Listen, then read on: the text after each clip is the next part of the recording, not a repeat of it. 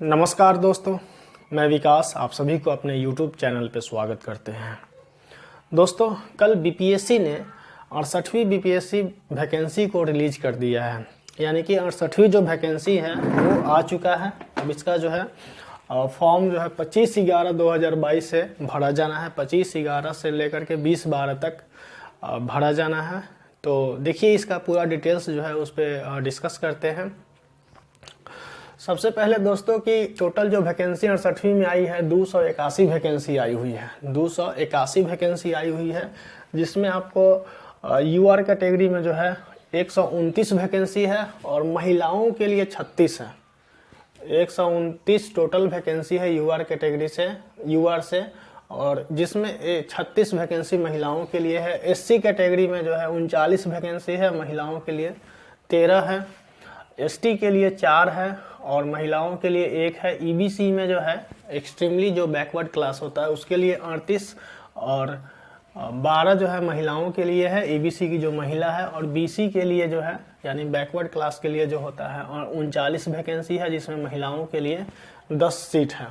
और बीसी का फीमेल जो है अलग से 3% का रिजर्वेशन है बिहार में, उसमें जो है 5 सीट अलग से है। ईडब्ल्यूएस कैटेगरी में जो है 25 जो है सीट है, जिसमें 5 जो है महिलाओं के लिए है।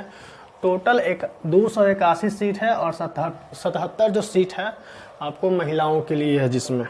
तो ये आपका 68वीं बीपीएससी में 200 टोटल 81 सीट आया है। और ये वैकेंसी जो है आपको मतलब आगे टाइम टू टाइम जो है बढ़ता भी है। तो आगे हो देखिए अभी इसमें कितना बढ़ता है।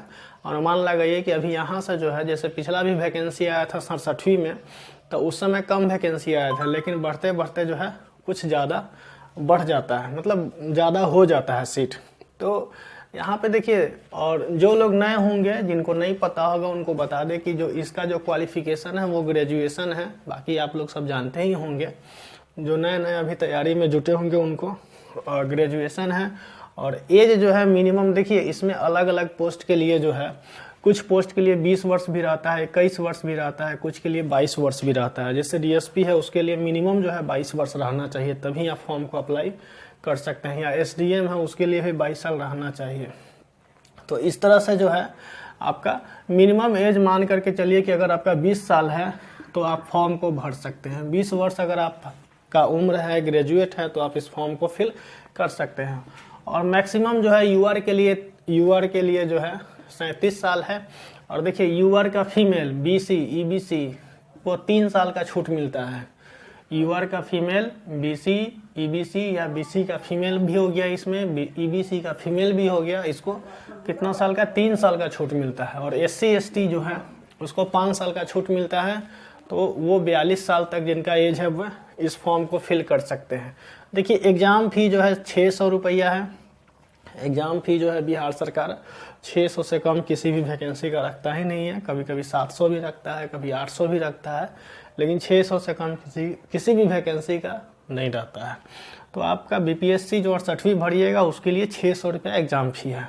उसके बाद देखिए एसटी एससी और फीमेल के लिए एससी एसटी और कोई भी फीमेल हो, जैसे यूआर की फीमेल हो, ईडब्ल्यूएस की फीमेल हो या कोई भी फीमेल हो, उसके लिए जो है आपको 150 रुपया फॉर्म का चार्ज लगेगा भरने का। ठीक है। देखिए इसमें सबसे बड़ी बात यह है इस वैकेंसी में 68वीं में कि इसमें ना एक नया चीज़ इंट्रोड्यूस किया गया है जिसको बोलते हैं निगेटिव मार्किंग। पहले निगेटिव मार्किंग नहीं था बीपीएससी में। 150 क्वेश्चन पूछा जाता था और इसमें कोई निगेटिव मार्किंग नहीं था, निगेटिव मार्किंग था ही नहीं। लेकिन अब जो है इसमें निगेटिव मार्किंग इंट्रोड्यूस कर दिया गया है 68वीं बीपीएससी से।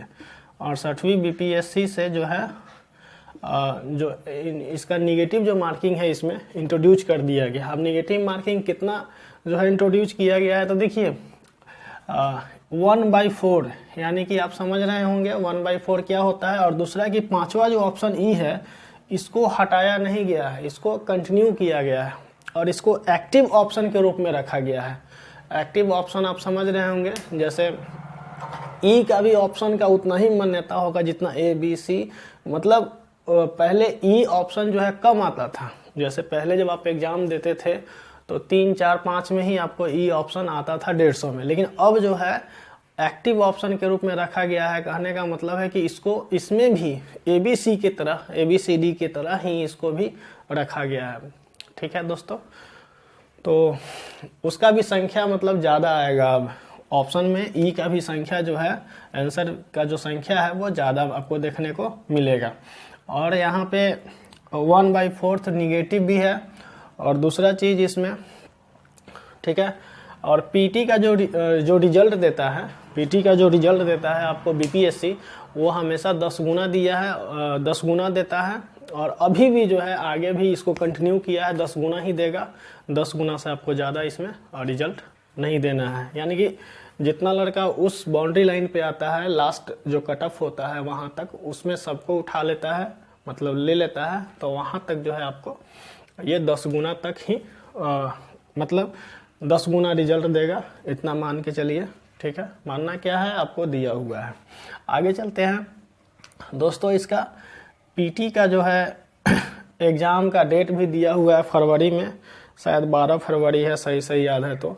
एग्ज़ाम पीटी का डेट का एग्ज़ाम भी दिया हुआ है, और 6वीं पीटी का 2023 में जो है फरवरी में इसका एग्ज़ाम होगा। तो दोस्तों आगे बात करते हैं इसके पैटर्न के ऊपर। जो एग्ज़ाम में जैसे आपको पीटी का जो एग्ज़ाम होगा, देखिए पीटी का जो एग्ज़ाम होगा आपको 150 क्वेश्चन का होता है, 150 नंबर भी होता है, 150 मार्क्स का भी एग्ज़ाम होता है। ठीक है, 150 क्वेश्चन, 150 मार्क्स, और 2 घंटा होता है, 2 घंटा का एग्ज़ाम होता है। तो इसमें आपको मतलब ओवरऑल सारा सब्जेक्ट पूछा जाता है। जैसे मान लेते हैं कि मैथ पूछा जाता है, मैथ के बाद जैसे हो गया जीके जीएस में आपको करेंट अफेयर्स हो गया। करेंट अफेयर्स का संख्या जो है ज़्यादा होता है। करेंट अफेयर्स का जो संख्या होता है लमसम, इस बार जो पूछे हुए था 35 क्वेश्चन पूछे हुए था केवल करेंट अफेयर्स से। उसके बाद में जो है हिस्ट्री हो गया। मैथ हमेशा 10 वो पूछता है, 10 मैथ से ज़्यादा नहीं पूछता है। हिस्ट्री हो गया, 25 हिस्ट्री पूछता है। ठीक है, हिस्ट्री के बाद हो गया ज्योग्राफी हो गया। ज्योग्राफी से आपका 10 से 12 क्वेश्चन आता है, ज्योग्राफी हो गया। ज्योग्राफी के बाद हो गया पॉलिटिकल साइंस हो गया। पॉलिटिकल साइंस हो गया, इससे भी 10 से 12 क्वेश्चन आता है। उसके बाद इकोनॉमिक्स हो गया। इकोनॉमिक्स से अभी आपको जो है 10 से 15 क्वेश्चन, यानी कि हर बार जो है कभी 10 देता है, कभी 12 देता है, कभी 15 देता है। ठीक है, इकोनॉमिक्स हो गया। उसके बाद में जो है इसमें इसके बाद आप साइंस में आइए, तो साइंस से आपको जो होता है, साइंस से आपको लमसम 25 से 30 क्वेश्चन जो है साइंस से पूछा जाता है। 25 से 30 क्वेश्चन जो है आपको साइंस से पूछा जाता है। उसके बाद बिहार स्पेशल हो गया। बिहार स्पेशल हो गया, इससे आपको 25 क्वेश्चन के अप्रॉक्स जो है एग्जाम में पूछा जाता है। ठीक है, तो इतना से आपको जो है 2-4 क्वेश्चन और इधर उधर से पूछा जाता है। तो मोटा मोटी मान के चलिए, अभी हम सिलेबस पे भी इसका जो एक वीडियो सेपरेट बनाएंगे अलग से डिस्कशन पे, सिलेबस पे। ठीक है दोस्तों, आगे जो है फिर इसके बाद जब पीटी आप दे लीजिएगा तो मेंस में आइए। तो मेंस का जो आपका एग्ज़ाम होता है, देखिए मेंस का एग्ज़ाम में जो होता है वो एक पेपर, पहला पेपर जो होता है वो हिंदी है, जो कंपल्सरी होता है, सभी को देना है। हिंदी जो है एकदम कंपल्सरी होता है, जो सबको देना है, 100 नंबर का होता है। ये क्वालिफाई है जो आपको इसमें कम से कम एटलीस्ट 30 नंबर, 30 मार्क्स यानी 30 नंबर लाना जरूरी है, नहीं तो आप यहाँ से अगला पेपर जो है आपका वो चेक ही नहीं होगा। उसके बाद जीएस पेपर 1 होता है, जीएस पेपर 1 होता है, फिर जीएस पेपर 2 होता है, फिर एक जो है ऑप्शनल सब्जेक्ट लिया जाता है। ऑप्शनल सब्जेक्ट एक चूज किया जाता है, जो आप कोई भी चूज कर सकते हैं, Hindi, English, physics, chemistry, bio, LSW, कुछ भी आप चूज कर सकते हैं। जिसमें दिया हुआ है जो सब्जेक्ट है उसका लिस्ट दिया हुआ है, उसमें से आप कोई एक सब्जेक्ट चूज कर सकते हैं। जिसमें देखिए ये 300 नंबर का जीएस पेपर 1 होगा, जीएस पेपर 2 भी 300 नंबर का होगा, ऑप्शनल पेपर जो होगा ये भी आपका 300 मार्क्स का होगा। तो ये 3-3 900 हो गया। फिर उसके बाद आपका इंटरव्यू होता है। इंटरव्यू जो होगा आपका, वो इंटरव्यू होता है 120 नंबर का। कितना का? 120 नंबर का इंटरव्यू होता है। उसके बाद में जो है आपका इस नंबर के आधार पे ही सिलेक्शन होता है। देखिए मेंस में जो मेंस का जब आप पीटी का जब एग्जाम दीजिएगा, पीटी क्वालिफाई कीजिएगा, तो ये सिर्फ क्वालिफाई नेचर का है पीटी, उसका मार्क्स ऐड नहीं होता है मेंस में, ठीक है, उसका मार्क्स मेंस में ऐड नहीं होता है।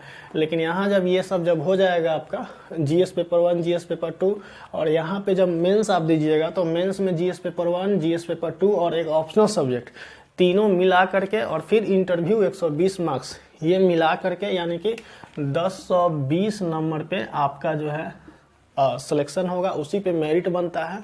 तो दोस्तों ये है आपका बीपीएससी का फुल पैटर्न, और उम्मीद करते होंगे कि सारा कुछ आपको समझ में आ गया होगा एक छोटा सा वीडियो में। अगर कोई चीज़ कहीं भी आपको आपको लगा हो कि नहीं हमको ये चीज़ प्रॉब्लम है, तो नीचे कमेंट कर दीजिएगा, उसके ऊपर हम वीडियो बनाएंगे। आगे जो है आपको एक सिलेबस के ऊपर डिटेल्स वीडियो बनाएंगे, ठीक है दोस्तों, और मेंस के ऊपर, पीटी के ऊपर, हर चीज़ के ऊपर वीडियो आगे आपको मिलते रहेगा। तो दोस्तों धन्यवाद। वीडियो अच्छा लगा हो तो नीचे कमेंट कीजिएगा और वीडियो को शेयर ज़रूर कीजिएगा। अगर वीडियो पे नए होंगे तो सब्सक्राइब जरूर कर लीजिएगा चैनल को। धन्यवाद दोस्तों। अगर फेसबुक पे देख रहे होंगे तो पेज को फॉलो ज़रूर कर लीजिएगा। Thank you.